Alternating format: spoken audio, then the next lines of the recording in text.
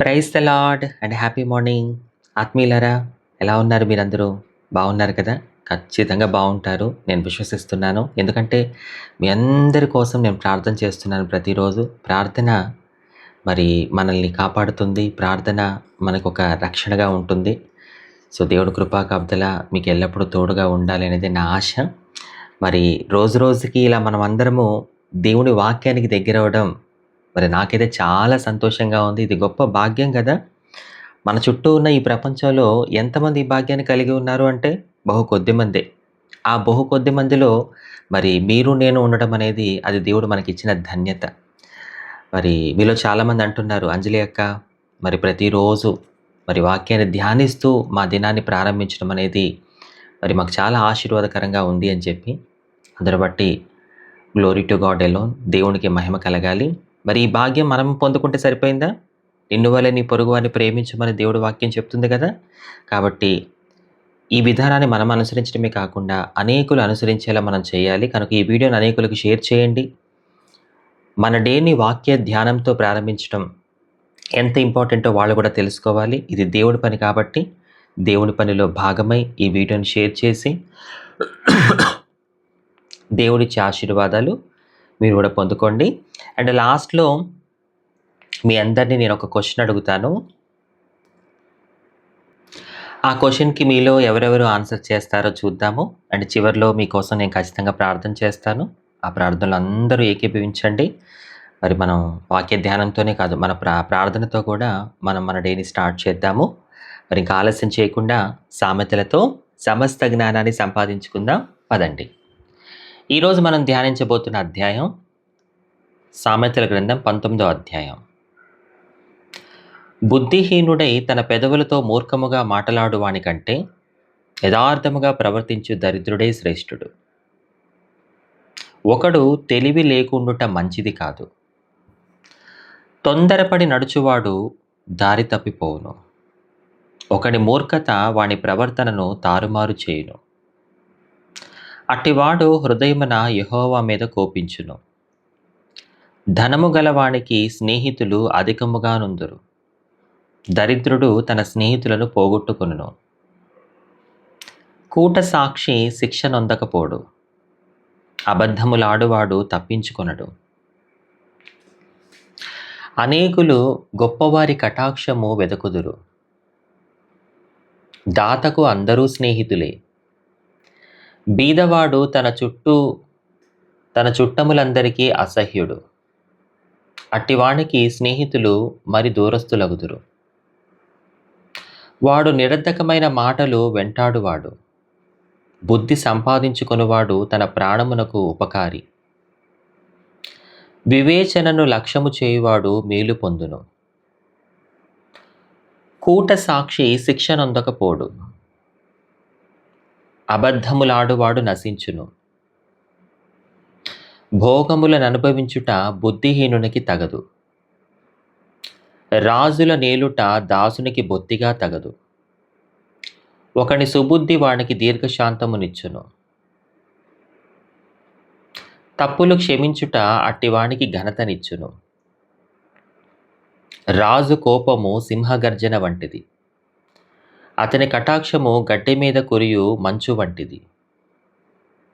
బుద్ధిహీనుడకు కుమారుడు తన తండ్రికి చీటు తెచ్చును. భార్యతోడి పోరు ఎడతెగక పడుచుండు బిందువులతో సమానము. గృహమును విత్తమును పితరులిచ్చిన స్వాస్థ్యము. సుబుద్ధిగల భార్య యెహోవా యొక్క దానము. సోమరితనము గాఢ నిద్రలో పడవేయును. సోమరివాడు పస్తుపడి ఉండును. ఆజ్ఞను గైకొనువాడు తన్ను కాపాడుకొనువాడు. తన ప్రవర్తన విషయమై అజాగ్రత్తగా నుండువాడు చచ్చును. బీదలను కనికరించువాడు యెహోవాకు అప్పించువాడు. వాని ఉపకారమునకు ఆయన ప్రత్యుపకారము చేయును. బుద్ధి వచ్చునని నీ కుమారుని శిక్షింపుము. అయితే వాడు చావవలెనని కోరవద్దు. మహాకోపియగు వాడు దండన తప్పించుకొనడు. వాణ్ణి తప్పించినను వాడు మరలా కోపించుచునే ఉండును. నీవు ముందుకు జ్ఞానివగుటకై ఆలోచన విని ఉపదేశము అంగీకరించుము. నరుని హృదయములో ఆలోచనలు అనేకములుగా పుట్టును. యెహోవా యొక్క తీర్మానమే స్థిరము. కృపచూపుట నరుని పరులకు ప్రియునిగా చేయును. అబద్ధికుని కంటే దరిద్రుడే మేలు. యెహోవా యందు భయభక్తులు కలిగి ఉండుట జీవ సాధనము. అది కలిగిన వాడు తృప్తుడై అపాయము లేకుండా బ్రతుకును. సోమరి పాత్రలో చెయ్యి ముంచునే గాని తన నోటికి దాని తిరిగి ఎత్తనైనా ఎత్తడు.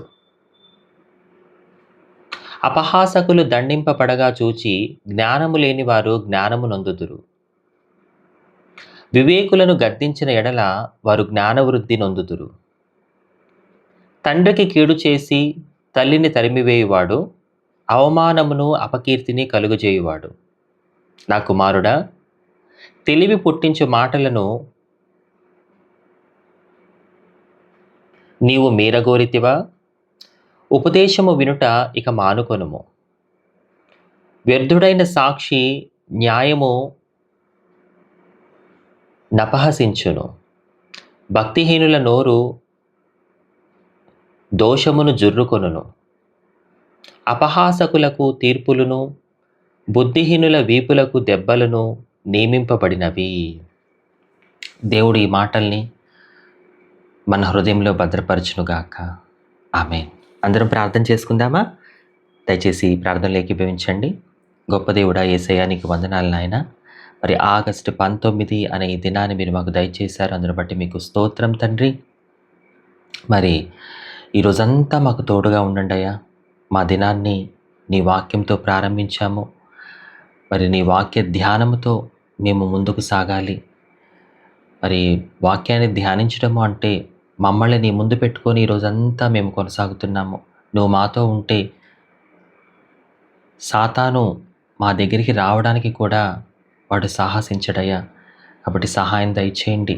నీ బిడ్డలు ఎవరెవరైతే మరి ప్రతిరోజు చక్కగా ఇందులో పార్టిసిపేట్ చేస్తూ ఉన్నారో వారిని బట్టి నీకు స్తోత్రం. వారికి అర్థమైంది మన దినాన్ని దేవుడు వాక్య ధ్యానంతో ప్రారంభించడం ఎంత గొప్ప భాగ్యమో అనేది. కాబట్టి నీ కృపా కాపుదలని బిడ్డలకి తోడుగా ఉంచు నాయన. ప్రతి ఒక్క విషయంలో సహాయం దయచేయి తండ్రి.